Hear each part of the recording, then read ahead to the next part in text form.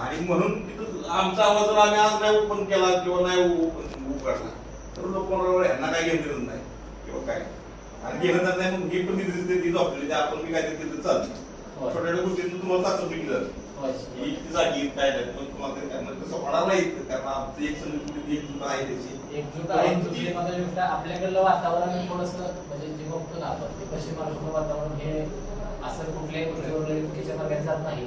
पण अशा गोष्टी होणारच नाही आपण प्रत्येकाने खबरदारी घेतली पाहिजे. म्हणजे काय होतं वारंवार घडतं आजचा विषय नाही संजय दिला पाटील आजचा झाला पण याच्या पूर्वी पण पत्रकारांच्या हल्ले होत्या. एका बाजूला महाराष्ट्र सरकारनं तुम्हाला लोकशाहीचा चौथा स्तंभ म्हणून स्थान द्यायचं दुसऱ्या बाजूला त्याच्यात प्रत्येक वेळेला गणक द्यायचं त्याच्यावर कुठल्याही ठोस निर्णय आजपर्यंत कुठल्या सरकारने घेतलेला नाही. देवेंद्र फडणवीस असतात त्याच्या पूर्वीचे मुख्यमंत्री असतात जे अपेक्षित आहे त्या गोष्टी साध्य केल्या जात नाही आणि आमची ही खंत कायमस्वरूपी राहणार. आता तात्पुरता विषय जरी झाला असला तरी भविष्यात हे संजय दिना पाटील अजून उभवणार आहे. अजूनही ते काही दोन दिवसांना माफी मागते पण पहिल्या ह्याच्यावर ठोस निर्णय कधी होणार तर होतच नाही. कागदावर आहे फक्त